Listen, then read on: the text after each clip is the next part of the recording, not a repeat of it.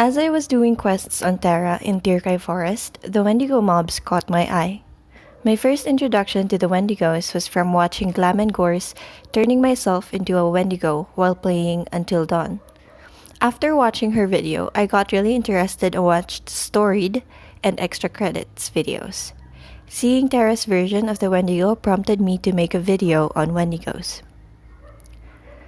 A Wendigo is a Northern American legend of a creature or spirit who embodies cannibalism, starvation, greed, and violence. It is said to roam during the cold winters, usually in forests. The Wendigo is an insatiable creature always hungry for new prey, and that the only time he is satiated is when he is eating.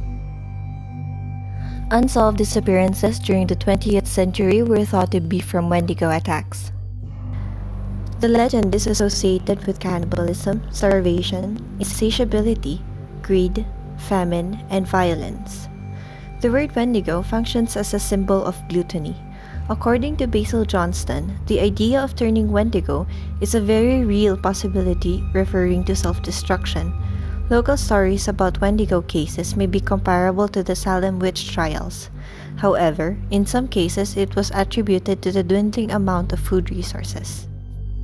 Other names of the Wendigo include Wendi-Go, Wendi-Go, Witico, Wendigo, Wendaga, Witako, Witiko, Manaha, and the evil that devours mankind. The translations or meaning of the word Wendigo is spirit of lonely places, or the most accurate, which is the evil spirit that devours mankind. The location of the first story is located in North America with the Algonquian Native American folklore. Specific location varies depending on which location you hear the story from. Natives with the Wendigo legend include Algonquian, Ojibwe, Eastern Cree, Saulteaux, West Main Swampy Cree, Naskapi, and Innu. Algonquian people historically are dispersed across the eastern and North America from the Atlantic Ocean to the Rocky Mountains and from northern Canada to North Carolina. They relied on hunting, fishing, and farming for food. Closely related mythical creatures are the werewolf and Bigfoot. Wendigos are usually sighted in the central regions of Canada and the north woods of Minnesota, the forests of the Great Lake region. Commonly, the Wendigo is said to be at least 15 feet tall, to be as tall as the trees, a creature with human characteristic, a spirit possessing a human.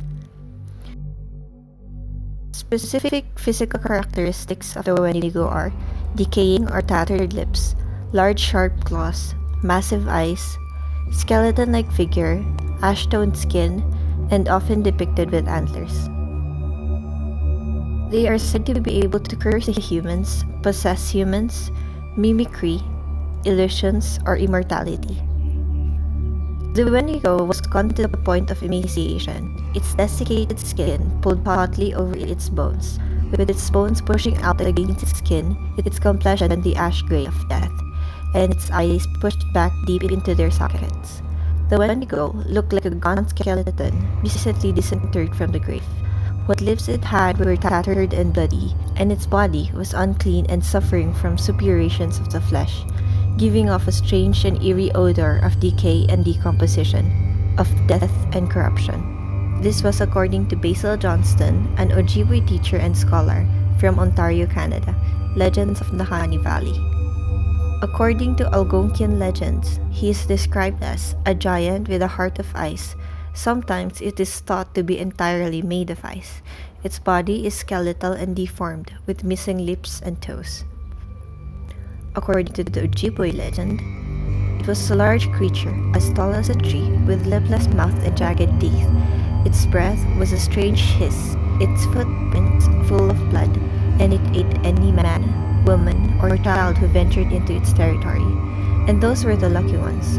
Sometimes, the Wendigo chose to possess a person instead, and the luckless individual became a Wendigo himself, hunting down those he had once loved and feasting upon their flesh.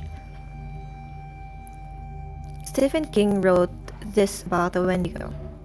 Its eyes tilted up like the eyes in a classical Chinese painting, were a rich yellowish gray, sunken, gleaming. The mouth was drawn out in a rictus. The lower lip was turned inside out, revealing teeth stained blackish brown and worn almost to the nubs. But what struck Lewis were the ears, which were not ears at all but curving horns. They were not like devil's horns, they were ram's horns.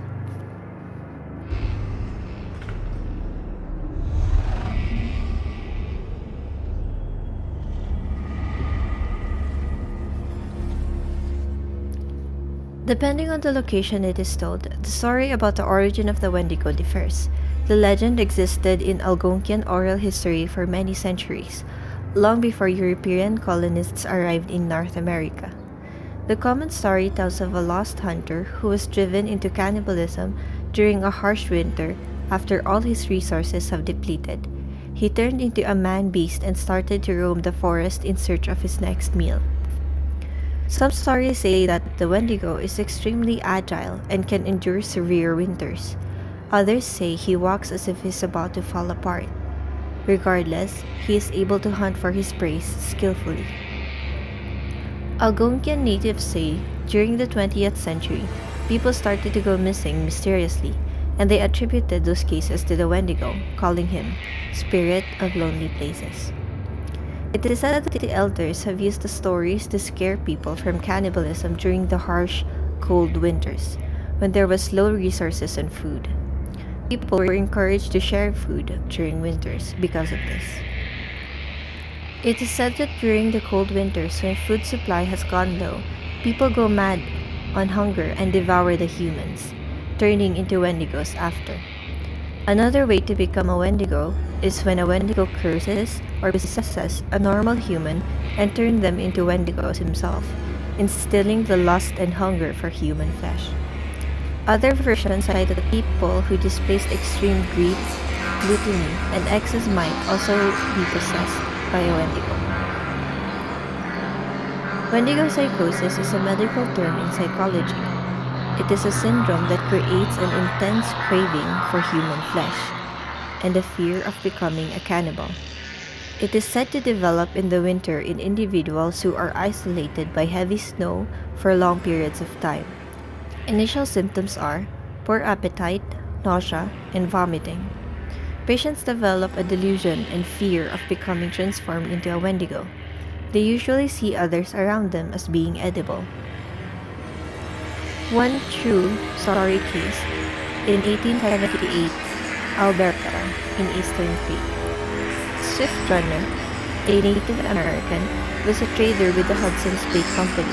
He was married and the father of 6 children. His family had been starving during the winter of 1878, their house being 25 miles away from emergency food supplies at the Hudson's Bay Company post. After his eldest son died of starvation, he murdered and ate his 5 remaining children and wife. He claimed to be possessed by a Wendigo spirit and was later hanged for his crimes. Being so close to an emergency food supply post, it was clear that it was not a case of cannibalism as a last resort to avoiding starvation, but a man with Wendigo psychosis. In 1907, Jack Fiddler, an OG Cree chief and doctor, known for his powers at defeating Wendigos, his story entailed killing people with Wendigo psychosis. As a result of his vigilante justice, Jack and his brother Joseph was arrested by the Canadian authorities for homicide. Jack committed suicide and Joseph was tried and sent to prison. Joseph died 3 days after he was granted pardon. These stories of being possessed came from Quebec to the Rockies and are strikingly similar to the Swift Runner case. Majority of Wendigo sightings happened between the 1800s and the 1920s. Rewriting Apocalypse, a book on contemporary Canadian fiction, writes the confusion about the Wendigo. It may come from certain terms getting lost in translation. One well-known mistake was traced to the compiler of a dictionary, who entered the information regarding the word Wendigo and substituted the word cool for the appropriate word fool, because he thought the native people meant ghoul. Wendigos are depicted in books like The Roundhouse, The Wendigo, and Mercy in Vienna. The Wendigo has a couple of lakes named after it, including Lake Wendi-Go in Minnesota and Wendigo Lake in Wisconsin. It has been referenced in television shows and movies like The Supernatural. I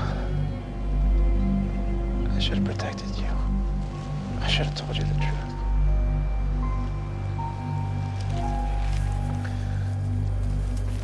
Grimm, and Charmed, and in games like Tera and Until Dawn. It has also appeared in American comic books published by Marvel Comics. It first appeared in The Incredible Hulk number 162 in April 1973. There are some points that are different from the legend and in Tera. First is the location. The real Wendigos live on very cold winter forest areas. Tera put some mobs in a place which does not really associate with the winter, like in Tirkai Forest, while other Wendigo mobs were put in Arcadia, which is a very cold place covered in snow. The second point is appearance. Tera's version had more resemblance to a bird like an eagle instead of a spirit or a cross between a human and a creature.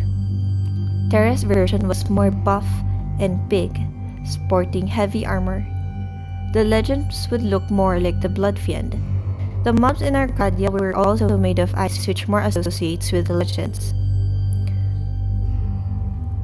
In the Lost Tapes is about a group of missing hikers who one by one die at the hands of a man with Wendigo psychosis, Matthew Gall. He wore the decaying head of a deer, blood dripping from his mouth, holding an axe which he used to kill his prey. Lost Tapes stayed true to the legend and chose to depict a more human form of Wendigo. The Wendigo is the main antagonist on the second episode of Supernatural. According to their story, a man kills his party during a cabin fever to keep himself alive. He loses his humanity and becomes a Wendigo. Their Wendigo is a more human form with long claws. In Until Dawn, the Wendigo was also more of a human form. He also had longer appendages.